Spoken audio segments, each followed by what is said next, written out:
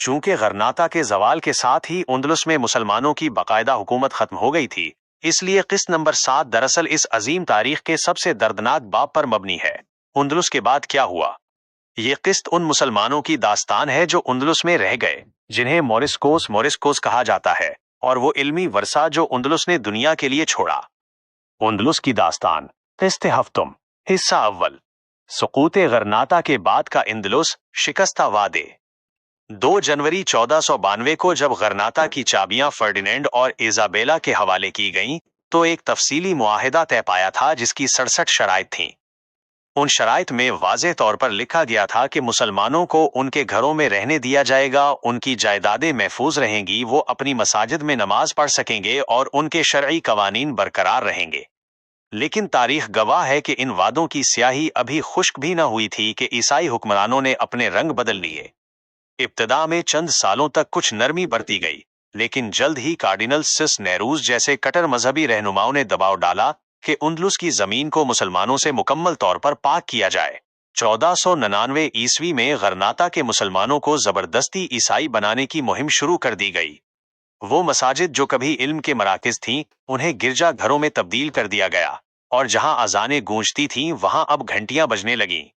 مسلمانوں کے لیے یہ صورتحال ناقابل برداشت تھی، جس کے نتیجے میں جبل البشرات، الپجرس کے علاقے میں مسلمانوں نے پہلی بڑی بغاوت کی۔ موریسکوس، ایک مجبور طبقے کا ظہور۔ عیسائیوں نے ان بغاوتوں کو بڑی بے رحمی سے کچل دیا۔ اس کے بعد ایک شاہی فرمان جاری ہوا جس کے تحت اندلس میں رہنے والے ہر مسلمان کے لیے لازمی قرار دیا گیا کہ وہ یا تو عیسائی بن جائے یا ملک چھوڑ کر چلا جائے۔ وہ مسلمان جنہوں نے جان بچانے کے لیے بظاہر عیسائیت قبول کر لی لیکن دلوں میں اسلام چھپائے رکھا، انہیں تاریخ میں موریسکوس کہا جاتا ہے۔ ان لوگوں کی زندگی کسی جہنم سے کم نہ تھی۔ انہیں مجبور کیا گیا کہ وہ اپنے عربی نام بدل کر عیسائی نام رکھیں، عربی بولنا چھوڑ دیں اور اسلامی لباس ترک کر دیں۔ یہاں تک کہ انہیں جمعہ کے دن اپنے گھروں کے دروازے کھلے رکھنے پڑتے تھے تاکہ حکومتی جاسوس یہ دیکھ سکیں کہ وہ کہیں نماز تو نہیں پڑھ رہے۔ اگر کسی کے گھر سے قرآن پاک برآمد ہوتا یا کوئی بچہ ختنہ شدہ پایا جاتا تو پورے خاندان کو عبرتناک سزائیں دی جاتیں۔ محکمہ احتساب، دی انکویزیشن کی ہولناکیاں۔ اندلس کی تاریخ کا یہ سب سے سیاہ باب محکمہ احتساب یا انکویزیشن کا قیام ہے۔ یہ ایک ایسی مذہبی عدالت تھی جس کا کام ان مسلمانوں کو ڈھونڈ کر نکالنا تھا جو چھپ کر اسلام پر عمل کرتے تھے۔ اس محکمے نے ظلم و ستم کی وہ داستانیں رقم کی کہ انسانیت کا سر شرم سے جھک جاتا ہے۔ مسلمانوں کو سر عام چوراہوں پر زندہ جلا دیا جاتا تھا، ان کی آنکھیں نکال لی جاتی یا انہیں آہنی شکنجوں میں کس کر ہلاک کیا جاتا۔ اسی دوران اندلس کی عظیم علمی میراث پر بھی حملہ کیا گیا۔ غرناطہ کے ایک بڑے چوراہے باب الرملہ پر عربی زبان کی لاکھوں نایاب کتابیں جمع کی گئیں اور انہیں آگ لگا دی گئی۔ وہ کتابیں جنہیں مسلمان سائنسدانوں اور فلسفیوں نے صدیوں کی محنت سے لکھا تھا، چند گھنٹوں میں راکھ کا ڈھیر بنا دی گئیں۔ عیسائی پادریوں کا خیال تھا کہ کتابیں جلا کر وہ مسلمانوں کی روح کو ختم کر دیں گے، لیکن وہ یہ بھول گئے کہ اندلس کا علم پہلے ہی یورپ کی یونیورسٹیوں میں منتقل ہو چکا تھا۔ آخری بڑی بغاوت 1568 سے 1571۔ تقریباً اسی سال تک ظلم سہنے کے بعد موریسکوس نے ایک بار پھر اپنی آزادی کے لیے آخری کوشش کی۔ فرنانڈو ڈی ویلر نامی ایک نوجوان نے، جس کا اسلامی نام محمد بن امیہ تھا، جبل البشرات کے پہاڑوں میں مسلمانوں کو متحد کیا۔ یہ جنگ 3 سال تک جاری رہی۔ مسلمانوں نے گوریلا جنگ کے ذریعے عیسائی فوجوں کے ناک میں دم کر دیا۔ انہیں امید تھی کہ عثمانی سلطنت یا مراکش سے کوئی مدد آئے گی، لیکن بحری دوری اور اندرونی مسائل کی وجہ سے کوئی بڑی مدد نہ پہنچ سکی۔ اس بغاوت کو کچلنے کے بعد عیسائی بادشاہ فلپ دوم نے فیصلہ کیا کہ اب موریسکوس کو اندلس میں رہنے کا کوئی حق نہیں ہے۔ انہیں غرناطہ سے نکال کر اسپین کے مختلف حصوں میں بکھیر دیا گیا تاکہ ان کی طاقت مکمل طور پر ختم ہو جائے۔ لیکن یہ بھی کافی نہ تھا۔ عیسائی ریاست اب بھی ان سے خوف زدہ تھی کہ کہیں یہ دوبارہ سر نہ اٹھا لے۔ اندلس کی داستان، قسط ہفتم، حصہ دوم، مکمل۔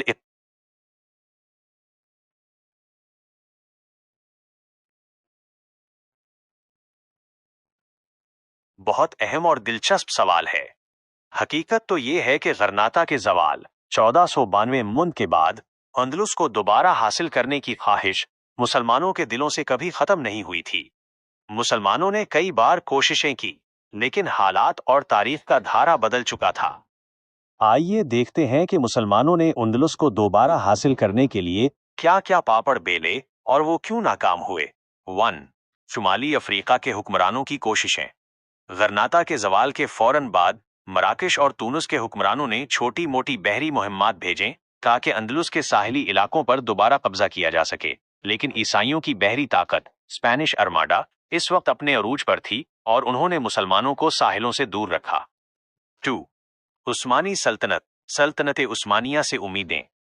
अंदलुस के मुसलमानों मोरेस्कोस ने इस वक्त की सबसे बड़ी मुस्लिम ताकत सुल्तान सलीम और सुल्तान सुलेमान आलीशान को कई खतूत लिखे और फरियाद की कि वो बहरी बेड़ा भेजकर उन्हें बचाएं। खैरुद्दीन बार बरोसा मशहूर उस्मानी अमीरुल बहर खैरुद्दीन बार बरोसा ने अपनी बहरी ताकत के जरिए हजारों मुसलमानों को उंदलुस के साहिलों से निकालकर अफ्रीका पहुंचाया ताकि वो कत्ले आम से बच सकें। उस्मानियों ने कोशिश तो की, लेकिन उनकी तवज्जो उस वक्त हंगरी, वियना और सफवी सल्तनत ईरान की तरफ ज्यादा थी, जिसकी वजह से वो उंदलुस में कोई बड़ी जमीनी फौज न उतार सके। 3. उंदलुस के अंदर आखिरी बड़ी बगावत 1568। गरनाता के जवाल के तकरीबन 17 साल बाद उंदलुस के अंदर मौजूद मुसलमानों ने मोहम्मद बिन उमैया की क़यादत में एक बहुत बड़ी मुसल्लह बगावत की। उनका मंसूबा ये था कि वो पहाड़ी इलाकों पर कब्जा करके उस्मानियों के लिए रास्ता बनाएंगे। ये जंग 3 साल तक जारी रही, लेकिन ईसाइयों ने उसे इंतहाई बेरहमी से कुचल दिया और मोहम्मद बिन उमैया को शहीद कर दिया गया। मुसलमान दोबारा उंदलुस क्यों हासिल न कर सके? इसकी चंद बड़ी वजूहात थीं जो तारीख का सबक हैं।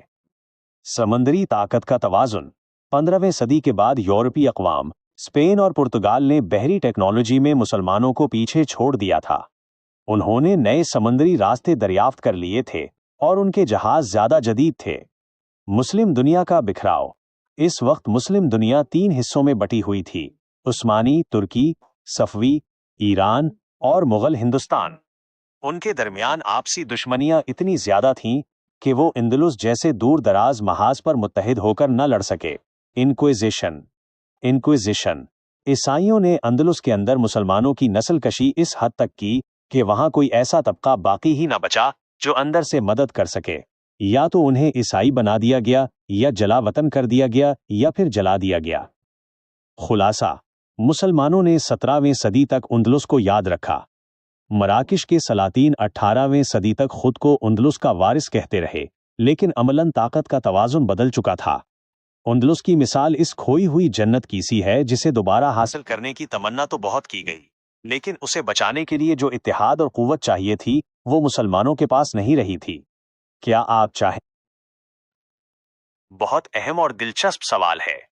हकीकत तो ये है कि गरनाता के जवाल 1492 मुंद के बाद अंदलुस को दोबारा हासिल करने की ख्वाहिश मुसलमानों के दिलों से कभी खत्म नहीं हुई थी। मुसलमानों ने कई बार कोशिशें की, लेकिन हालात और तारीख का धारा बदल चुका था। आइए देखते हैं कि मुसलमानों ने उंदलुस को दोबारा हासिल करने के लिए क्या क्या पापड़ बेले और वो क्यों नाकाम हुए। 1. शुमाली अफ्रीका के हुक्मरानों की कोशिशें। गरनाता के जवाल के फौरन बाद मराकश और तूनुस के हुक्मरानों ने छोटी मोटी बहरी मुहिम्मात भेजें ताकि अंदलुस के साहिली इलाकों पर दोबारा कब्जा किया जा सके, लेकिन ईसाइयों की बहरी ताकत स्पेनिश अर्माडा इस वक्त अपने अरूज पर थी और उन्होंने मुसलमानों को साहिलों से दूर रखा। 2. उस्मानी सल्तनत सल्तनत उस्मानिया से उम्मीदें। अंदलुस के मुसलमानों मोरेस्कोस ने इस वक्त की सबसे बड़ी मुस्लिम ताकत सुल्तान सलीम और सुल्तान सुलेमान आलीशान को कई खतूत लिखे और फरियाद की कि वो बहरी बेड़ा भेजकर उन्हें बचाएं। खैरुद्दीन बार बरोसा मशहूर उस्मानी अमीरुल बहर खैरुद्दीन बार बरोसा ने अपनी बहरी ताकत के जरिए हजारों मुसलमानों को उंदलुस के साहिलों से निकालकर अफ्रीका पहुंचाया ताकि वो कत्ले आम से बच सकें। उस्मानियों ने कोशिश तो की, लेकिन उनकी तवज्जो उस वक्त हंगरी, वियना और सफवी सल्तनत ईरान की तरफ ज्यादा थी, जिसकी वजह से वो उंदलुस में कोई बड़ी जमीनी फौज न उतार सके। 3. उंदलुस के अंदर आखिरी बड़ी बगावत 1568। गरनाता के जवाल के तकरीबन 17 साल बाद उंदलुस के अंदर मौजूद मुसलमानों ने मोहम्मद बिन उमैया की क़यादत में एक बहुत बड़ी मुसल्लह बगावत की। उनका मंसूबा ये था कि वो पहाड़ी इलाकों पर कब्जा करके उस्मानियों के लिए रास्ता बनाएंगे। ये जंग 3 साल तक जारी रही, लेकिन ईसाइयों ने उसे इंतहाई बेरहमी से कुचल दिया और मोहम्मद बिन उमैया को शहीद कर दिया गया। मुसलमान दोबारा उंदलुस क्यों हासिल न कर सके? इसकी चंद बड़ी वजूहात थीं जो तारीख का सबक हैं। समंदरी ताकत का तवाजुन। 15वीं सदी के बाद यूरोपीय अक़वाम स्पेन और पुर्तगाल ने बहरी टेक्नोलॉजी में मुसलमानों को पीछे छोड़ दिया था। उन्होंने नए समंदरी रास्ते दरियाफ्त कर लिए थे और उनके जहाज ज्यादा जदीद थे। मुस्लिम दुनिया का बिखराव। इस वक्त मुस्लिम दुनिया 3 हिस्सों में बटी हुई थी: उस्मानी तुर्की, सफवी ईरान और मुगल हिंदुस्तान। उनके दरमियान आपसी दुश्मनियां इतनी ज्यादा थीं कि वो इंदलुस जैसे दूर दराज महाज पर मुत्तहिद होकर न लड़ सके। इंक्विजिशन। ईसाइयों ने अंदलुस के अंदर मुसलमानों की नस्लकशी इस हद तक की कि वहां कोई ऐसा तबका बाकी ही न बचा जो अंदर से मदद कर सके। या तो उन्हें ईसाई बना दिया गया, या जला वतन कर दिया गया, या फिर जला दिया गया। खुलासा: मुसलमानों ने 17वीं सदी तक अंदलुस को याद रखा। मराकिश के सलातीन 18वीं सदी तक खुद को अंदलुस का वारिस कहते रहे, लेकिन अमलन ताकत का तवाजुन बदल चुका था। अंदलुस की मिसाल इस खोई हुई जन्नत की सी है जिसे दोबारा हासिल करने की तमन्ना तो बहुत की गई, लेकिन उसे बचाने के लिए जो इत्तेहाद और कुव्वत चाहिए थी वो मुसलमानों के पास नहीं रही थी। क्या आप